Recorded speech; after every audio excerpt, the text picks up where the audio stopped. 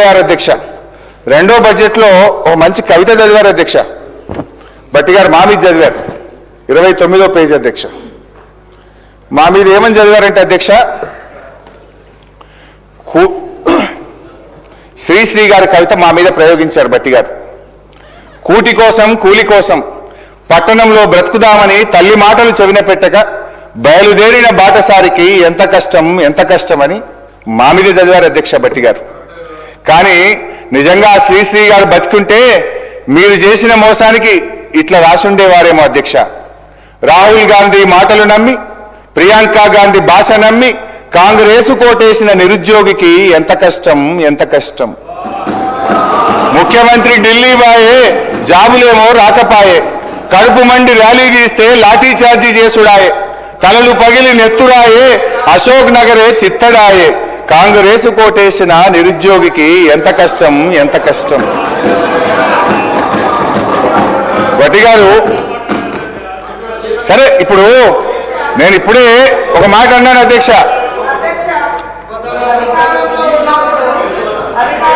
అప్పుడు 10 సంవత్సరాలు ఏం చేసిరో చెప్పండి. ఫస్ట్ ఏం చేసిర్రు చెప్పండి. ఎన్ని ఉద్యోగాలు ఇచ్చారు?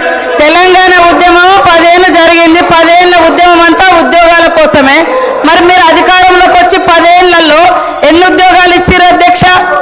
ఏమన్నా అంటే నోటిఫికేషన్ ఇస్తే వాళ్ళకి ఏమన్నా జీతాలు పడ్డాయా? ఉద్యోగ గ్యారెంటీ వచ్చిందా? ఇవాళ ఉద్యోగాలు ఇచ్చింది మేము. నోటిఫికేషన్ ఇచ్చినాం. నోటిఫికేషన్ అంతా వాళ్ళ ఇంట్లోకైనా జీతాలు వచ్చినాయా? ఏమైనా ఆర్డర్ ఇచ్చిర్రా? ఇవాళ ఎట్లున్నాయంటే అధ్యక్ష, వీళ్ళు చెప్పేది పాండవులు సంపాదించిందంతా కౌరవుల తద్దినానికే అంటారు. వీళ్ళు చేసిన వాటికే అప్పులకు కొప్పులు కట్టడమే సరిపోతుంది సార్, వడ్డీలు. ఈరోజు హరీష్ రావు గారు ఇంత బాగా మాట్లాడిండు. మరి ఇన్ని వేల కోట్లు రైతులకు అప్పు ఎక్కడైంది? ఏ కాలంలో అయింది? ఇవాళ నీ నియోజకవర్గంలోనే 50% కాలేదంటున్నావు. మరి ఎందుకు కాలంటే మీ గవర్నమెంట్ హయాంలోనే మరి ఆ 20-30 వేల కోట్లు మీ గవర్నమెంట్ హయాంలోనే అయినాయి కదా అప్పులన్నీ రైతులకు. మీకు అంత చిత్తశుద్ధి ఉన్నప్పుడు ఎందుకు మరి కట్టలే? మీరు ఏకకాలంలో 1,00,000 రూపాయలు రుణమాఫీ చేస్తా అన్నారు. ఏడ చేసిరు అంటున్నా. చేస్తే మేము వచ్చి 6 నెలల తర్వాత వెంటనే రైతు రుణమాఫీ అయింది. 6 నెలల్లో చేసుకున్న అప్పు కాదు కదా రైతులది. ఇవాళ యాసలు ప్రాసలు ఇప్పుడు బాగా మాట్లాడుతున్నారు సార్. మేము 2.5 ఏళ్ళకే మీకు అంత బాధ అవుతుంది. 10 ఏళ్ళు ఏం చేసారో లెక్కలతో సహా చెప్పండి. ఎన్ని లక్షల మందికి ఉద్యోగాలు ఇచ్చిర్రు? ఎన్ని లక్షల మందికి ఇల్లు ఇచ్చిర్రు?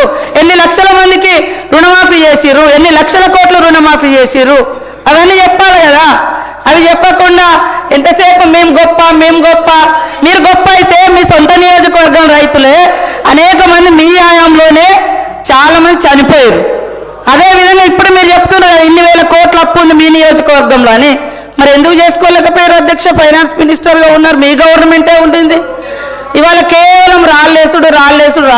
మేము గొప్ప. మీ బాధ అంతా హరీష్ అన్న, మీ బాధ అంతా అధికారం పోయిందని అంతే తప్ప ఇంకోటి కాదు. అయ్యో అనకమ్మా, 10 ఏళ్ళు ఇక్కడ అనుభవించారు, నువ్వు అక్కడ పోయినావు అధికారం అనుభవించి దొరసారి ఏమంటే కాంగ్రెస్ నాకు ఏం చేసింది? బాగా అనిపించింది మాలాంటి వాళ్ళ వీడియోలు చూస్తుంటే. కాంగ్రెస్ ఏం చేసిందా? ఇవాళ మాట్లాడడానికైనా మనం చేసింది మనం గొప్పగా చెప్పుకోవాలి. చేసిన దాని మీద కూడా మన్ను పోసుడు గొప్ప కాదు.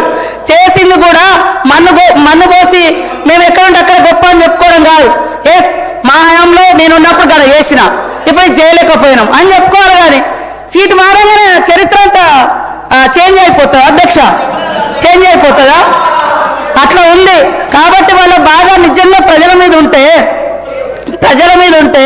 10 ఏళ్ళు వచ్చే టైం మీకు. మరి ఇవన్నీ మీరు చేసి ఉంటే మేము ఇవ్వాల్సిన పేదరికం ఇంతెందుకు? మేము ఇవన్నీ చేస్తామని ఎందుకు ఒప్పుకునే వాళ్ళం? మీరు చేసిన అప్పులన్నీ కూడా ఇవాళ అప్పులకు వడ్డీలు ఇవే సరిపోతున్నాయి. అయినా మేము చేస్తున్నాం. ఇవాళ రాష్ట్రంలో ఉన్న 1.5 కోటి పేదలకు ఇవాళ సన్నబియ్యం ఇస్తుంటే మీరు ఓర్వలేకపోయారు. ఇవాళ మేము ఇందిరమ్మ బీమా, జీవిత బీమా పెడితే ఓర్వలేకపోతున్నారు. ఏం ఓర్వలేకపోతున్నారు? బాధంతా మీకు బాధ ఉంది తప్ప పేదోడికి ఇల్లొస్తే మీకు సంతోషం లేదా? మీరు రైతురి మీరు ఎన్ని ఇళ్ళు ఇచ్చారు? 10 ఏళ్లలో ఎన్ని ఇళ్ళు ఇచ్చారు చెప్పండి. మేము ఈ 2 ఏళ్లలో ఎన్ని ఇచ్చినాం మేము చెప్తాం. మరి చెప్పకుండా కేవలం మట్టి పోసుడు దుమ్ము పోసుడు కాదు. మీరు చేసే చెప్పుకుంటూ మేమేం చేయాలో అది చెప్తే బాగుంటుందని కోరుతా ఉన్నా అధ్యక్ష.